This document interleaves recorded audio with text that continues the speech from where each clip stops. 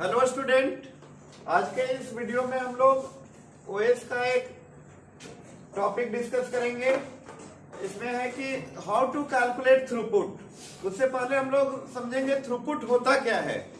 तो देखिए, थ्रूपुट आपका एक क्राइटेरिया है ऑपरेटिंग सिस्टम के इफिशियंसी को मेजर करने का। एक क्राइटेरिया है जिसको हम लोग थ्रूपुट बोलते हैं। थ्रूपुट मीन्स होता है number of jobs completed per unit of time. मतलब नंबर ऑफ कितना प्रोसेस आपका एक यूनिट ऑफ टाइम में एग्जीक्यूट होगा पर्टिकुलर सिस्टम के द्वारा, उसको हम लोग क्या बोलते हैं, थ्रूपुट। एंड थ्रूपुट आपका हाई होगा तभी हम लोग बोलेंगे ऑपरेटिंग सिस्टम क्या है, इफिशियंसी उसका क्या है, बढ़िया है। आपको बताए थे डिजाइन गोल ऑपरेटिंग सिस्टम का, primary goal and secondary goal. Primary goal is user convenient and secondary goal is efficiency. तो ऑपरेटिंग सिस्टम को इफिशियंट हम लोग तभी बोलेंगे जब थ्रूपुट हमारा क्या होगा, हाई होगा। तो थ्रूपुट क्या बताए, number of jobs completed per unit of time. देखिए, थ्रूपुट क्या होना चाहिए, हाई होना चाहिए। और turn around time, response time, waiting time, previous video में हम लोग देखे थे how to calculate turn around time, how to calculate waiting time. तो turn around time, waiting time and response time, ये तीनों जितना कम होगा उतना ही ऑपरेटिंग सिस्टम का इफिशियंसी क्या होगा, हाई होगा। बट थ्रूपुट को क्या होना चाहिए, maximum. Turn around time, response time and waiting time, ये तीनों को मिनिमम होना चाहिए। बट थ्रूपुट को ऑलवेज क्या होना चाहिए, हाई होना चाहिए। थ्रूपुट को ऑलवेज हाई होना चाहिए, तभी हम लोग बोलेंगे ऑपरेटिंग सिस्टम हमारा इफिशियंट है। तो आपके एग्जामिनेशन में इस टाइप का क्वेश्चन दिया हुआ होगा, और इस टाइप से क्वेश्चन दिया हुआ होगा। आपका 6 प्रोसेस है, सबका अराइवल टाइम, बस टाइम, ये सब आपका दिया हुआ रहेगा क्वेश्चन में। ऐसे दिया हुआ होगा, what is the throughput of the system using FCFS. मतलब किसी से आप कैलकुलेट कर सकते हो, एफसीएफएस से, एसजेएफ से, प्रायोरिटी बेस्ड का या राउंड रॉबिन का। हर शेड्यूलिंग में हम लोग थ्रूपुट निकाल सकते हैं। बट ये जो क्वेश्चन अभी हम लोग ले रहे हैं, इसमें एफसीएफएस के जरिए हमको थ्रूपुट क्या करना है, कैलकुलेट करना है। तो फर्स्ट ऑफ ऑल ये सारे प्रोसेस को, जो 6 प्रोसेस दिया हुआ है, इसको हम लोग शेड्यूल करेंगे। और शेड्यूल करने के लिए आपका ये चार्ट यूज करते हैं जिसको हम लोग गैंट चार्ट बोलते हैं। टाइम 0 से स्टार्ट करेंगे, यहाँ पे टाइम 0 से स्टार्ट करेंगे। तो 0 पे आपका रेडी क्यू में कौन आया है, P1 आया है। तो एफसीएफएस का क्राइटेरिया ही है first come first serve. Criteria है अराइवल टाइम, जो प्रोसेस सबसे पहले रेडी क्यू में आएगा वो प्रोसेस सबसे पहले शेड्यूल होगा। तो P1 आपका आया है टाइम 0 पे, तो P1 को हम लोग शेड्यूल करेंगे 2 यूनिट टाइम के लिए, क्योंकि ये नॉन प्रिमिटिव है। एफसीएफएस जो है हमारा प्योर आपका नॉन प्रिमिटिव है। तो 2 यूनिट टाइम के लिए आपका शेड्यूल होगा, 0 से 2 यूनिट तक चलेगा आपका process P1। And after that process P1 completed it's execution, and ready queue में आपका 2 प्रोसेस का अराइवल होता है टाइम 2 तक। आपका 2 प्रोसेस आया, P2 एंड P3। P2 का अराइवल टाइम 1 है, P3 का 2, यानी 2 इस टाइम तक आपका P2 पहले आया, आफ्टर दैट आपका P3 आया। तो P2 और P3 में सबसे पहले किसको शेड्यूल करेंगे, तो P2 आपका शेड्यूल फर्स्ट होगा, क्योंकि शेड्यूलिंग क्राइटेरिया इसका क्या है, अराइवल टाइम। तो P2 का बस टाइम कितना है, 3। तो 2 to 3 यानी 5 यूनिट टाइम तक हमारा चलेगा process P2। After that process P2 completed its execution, and at time 5 all the process are arrived in ready queue, P4, P5 and P6। सारा का सारा प्रोसेस हमारा 6 का 6 प्रोसेस रेडी क्यू में आ चुका है।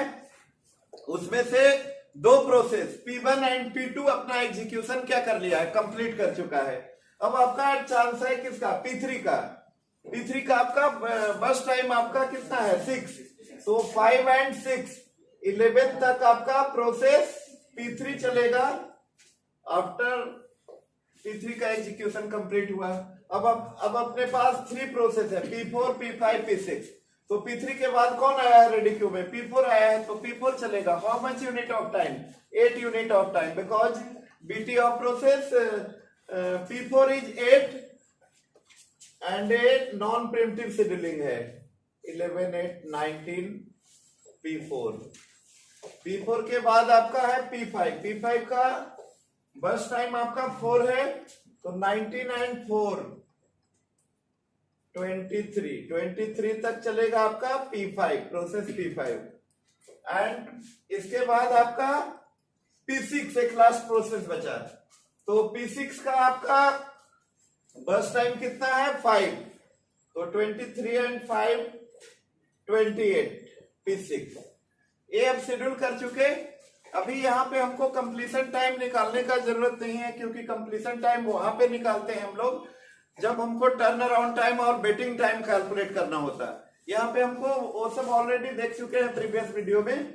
यहाँ पे हमको कैलकुलेट करना है आपका थ्रूपुट। तो थ्रूपुट का फॉर्मूला होता है आपका throughput equal to number of process divided by maximum CT minus minimum AT. तो इसको हम लोग ये कैलकुलेट करते हैं, यहाँ पे पुट करते हैं इस फॉर्मूला पे। तो नंबर ऑफ प्रोसेस आपका क्वेश्चन में according to question number of process, देखिए थ्रूपुट का फॉर्मूला है throughput equal to number of process divided by maximum CT minus minimum AT. तो नंबर ऑफ प्रोसेस हमारा 6 है according to question, number of process 6 है, तो 6 divided by maximum सीटी। देखिए यहाँ पे गैंट चार्ट पे मैक्सिमम सीटी कितना है 28, मैक्सिमम सीटी आपका 28 है maximum city, minus minimum 80। Minimum 80 आपका सबसे कम जो 80 है, मिनिमम कहने का मतलब देखिए मैक्सिमम 85 है एंड मिनिमम 80 कितना है 0 एंड मैक्सिमम 80 कितना है 5।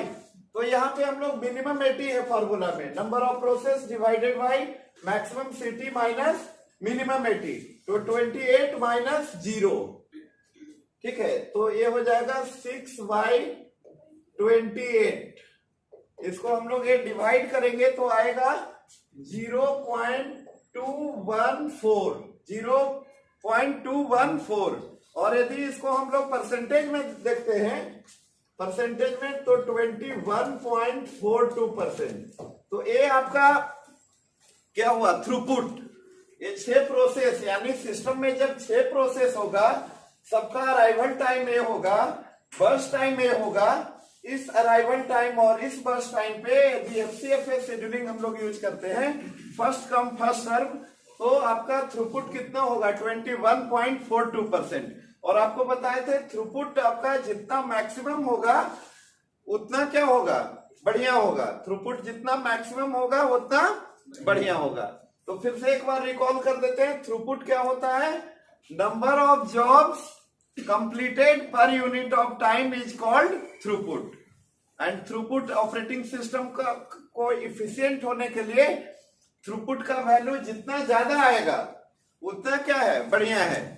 Turn around time, waiting time, response time, ये तीनों जितना कम होगा उतना ही ज्यादा ऑपरेटिंग सिस्टम का इफिशियंसी क्या होगा हाई होगा। तो ये आपका आज के इस वीडियो में हम लोग थ्रूपुट को समझे। Okay, thank you.